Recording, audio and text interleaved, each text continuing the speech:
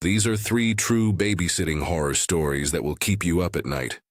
I'm 29 now, and even after a decade of other jobs in other cities, my stomach still tightens when I think back to some of those nights. I didn't set out to collect nightmares. I just wanted extra cash, a little independence, a few evenings of mac and cheese and cartoons while parents went on dates. But 3 houses, 3 nights, 3 kinds of danger taught me a lesson I never wanted to learn. A normal house on a normal street can hide things you'd never expect. I'm going to tell you every detail I can remember, what I heard, what I smelled, what I missed, and why each one still lives in my head. If you like true stories like this, a like and subscribe helps me keep telling them. The first night was the one that should have ended everything right away. I was 15.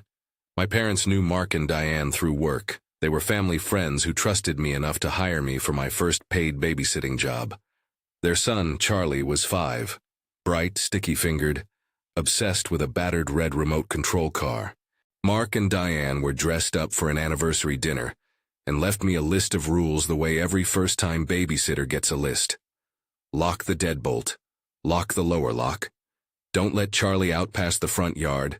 Call if anything happens. They talked to me like I could handle it, and I believed them. The house was exactly what you imagine. Trimmed lawn, soft lamplight through blinds, a hallway that smelled faintly of lemon cleaner. Inside, the kitchen table was covered in condiment jars and a casserole dish that still steamed when they left. We ate mac and cheese on paper plates while Charlie watched a cartoon he'd seen 100 times. He had a nightlight in his room that threw a warm yellow pool against the wall. There was a closet with sliding doors in the hall outside his room. To my 15-year-old brain, those sliding doors were innocuous. Nothing more than lame tracks that sometimes stuck. I remember checking where the extra blanket was, opening the closet halfway, seeing rows of winter coats and a weird smell of old laundry. The ordinary details are the worst parts to think about now. The way the television hummed, the way his car's batteries had a little orange sticker on them, the way the house felt like a place that should be safe. About an hour after his bedtime, I was sitting at the end of the hallway folding a blanket when I heard a noise. Soft. At first I thought it was the cartoon, some weird creak built into the show, or maybe the house settling. Then Charlie called from his room. His voice was small. "There's someone in the closet." I laughed it off. Kids say that when they're scared.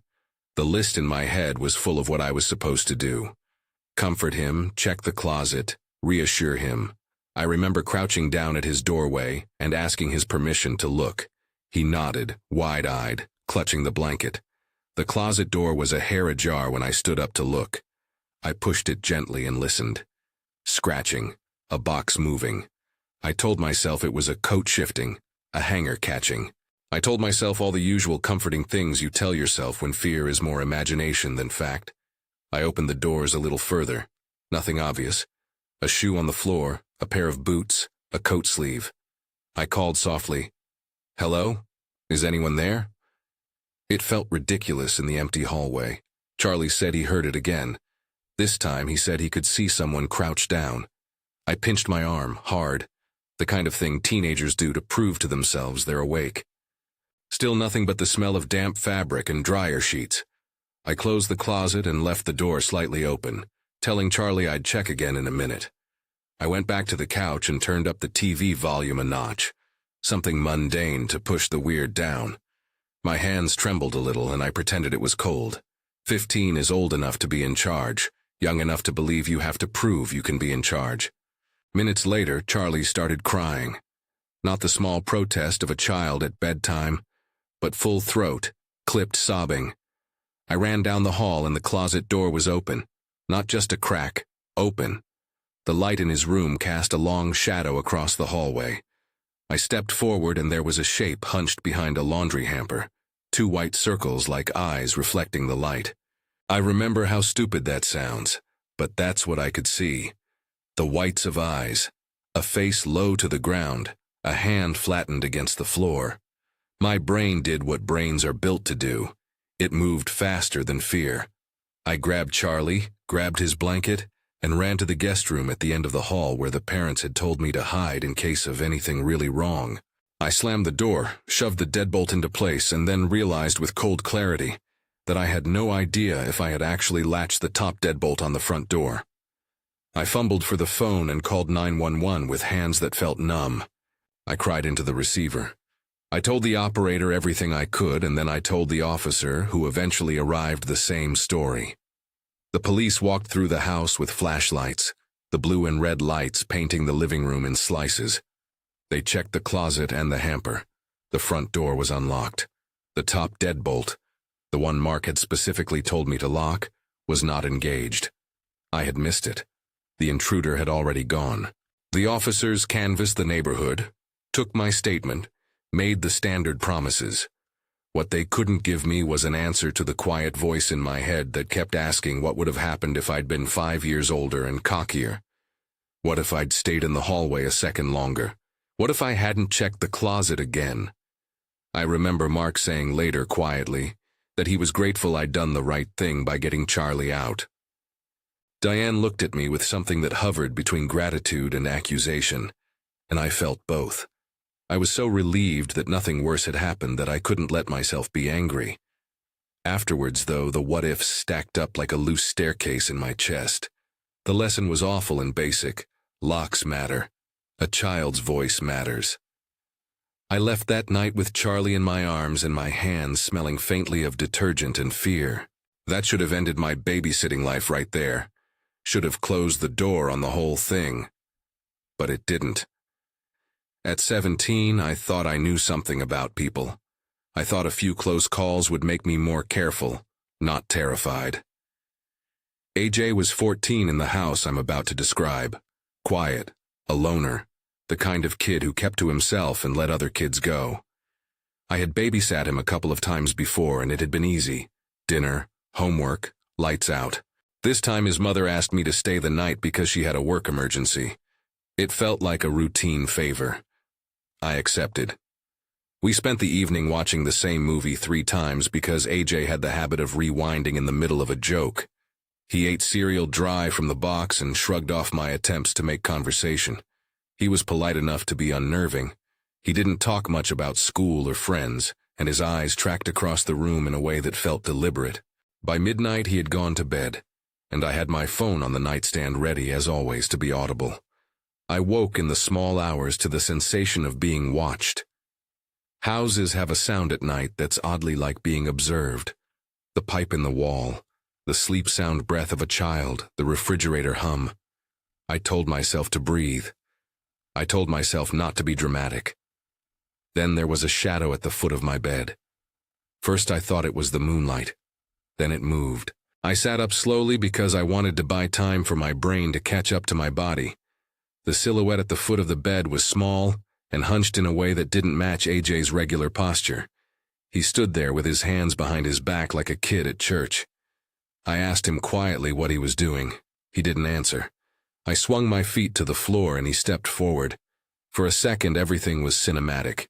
The streetlight through the blinds, the dust motes, the unblinking way he stared. I reached for the switch and flicked the light on. That's when I saw the metal glint. A handle, a curve, the edge of a large kitchen knife tucked behind his back like a dark secret.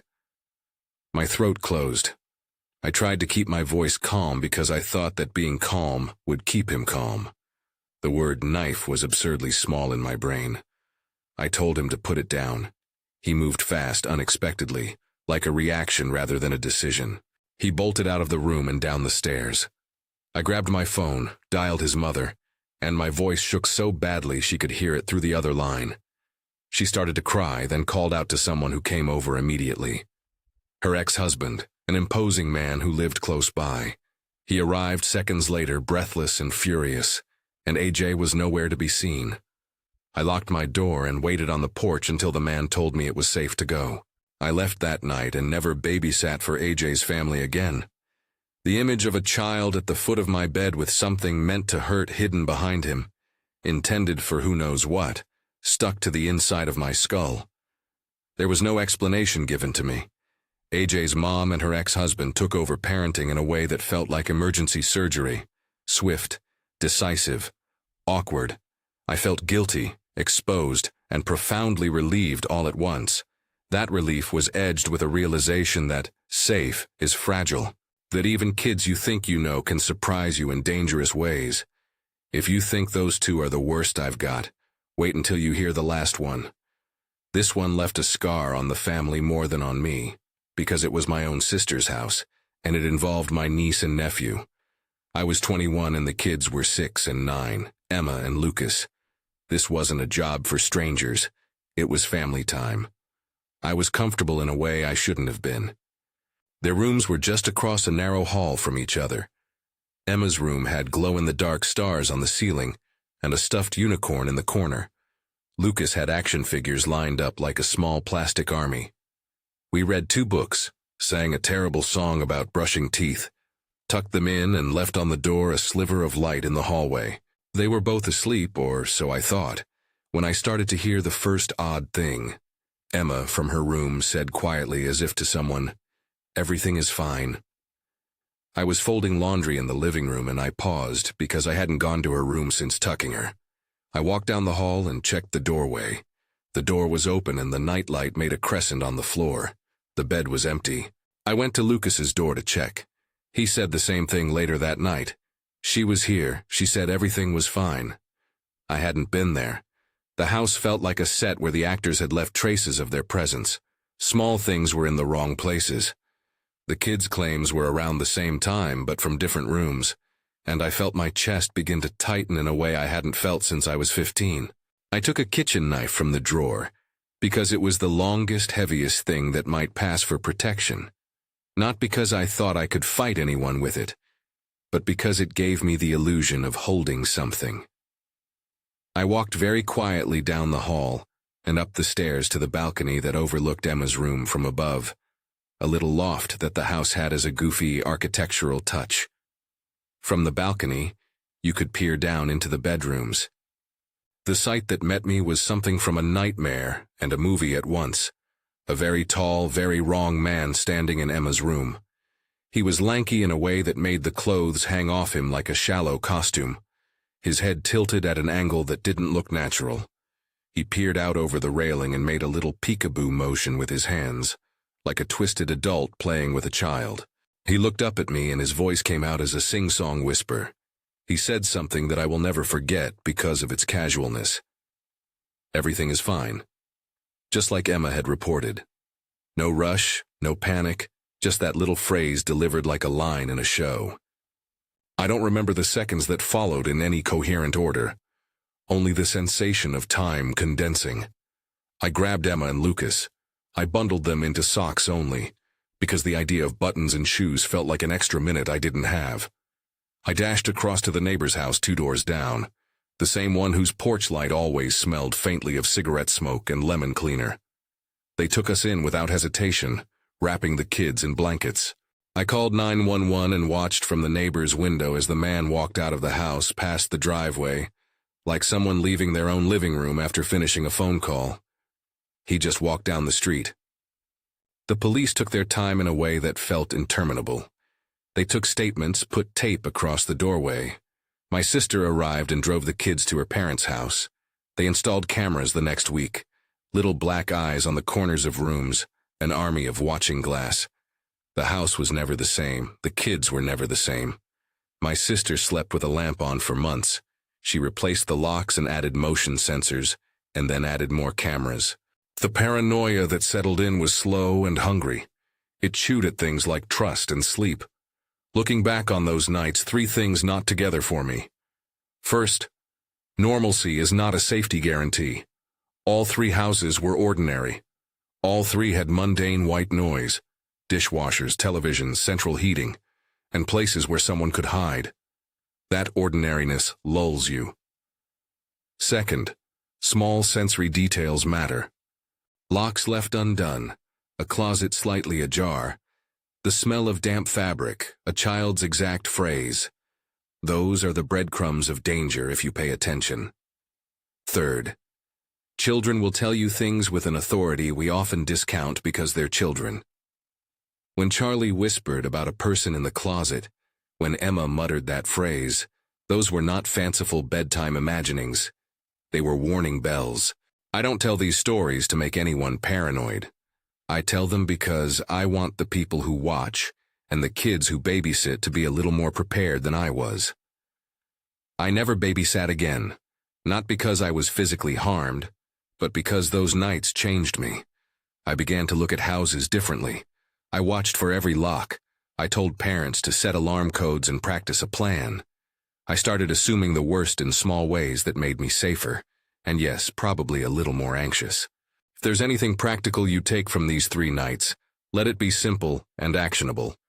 Always check the locks, both the deadbolt and the lower latch, before you stay home alone with kids.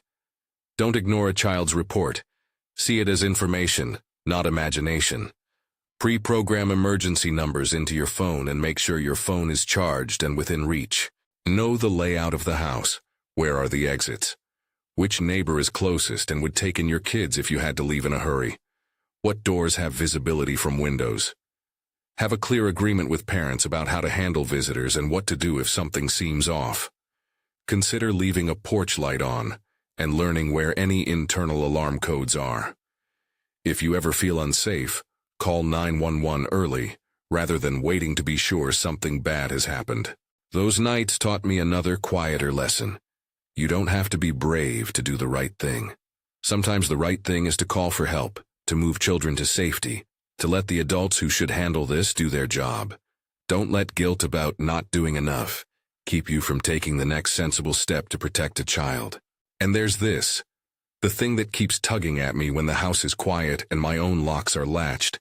The idea that a man could be crouched behind a hamper, that a child could stand at the foot of your bed holding something that could hurt, that a stranger could play peekaboo in a 6-year-old's room and leave like it was nothing.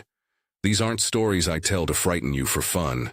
They're honest memories, and I tell them because they happened to people I know, to kids I cared for. If you've ever babysat and something weird happened, drop your story in the comments. Share this with someone who babysits kids tonight. And if you want more true horror from people who actually lived it, subscribe. These are things you don't forget. I still wake sometimes with the sound of a closet sliding open, or with the whisper of "everything is fine" echoing in the dark. I kept my keys where I could find them easily after that. I learned the weight of a good neighbor. I learned to listen when a child says something in a voice that's too quiet for being 5 or 6. Those lessons have been expensive, but they have also kept people safe. If nothing else, remember this picture when you lock your door tonight. Check that deadbolt. Make sure you can hear your phone. Believe what a child tells you.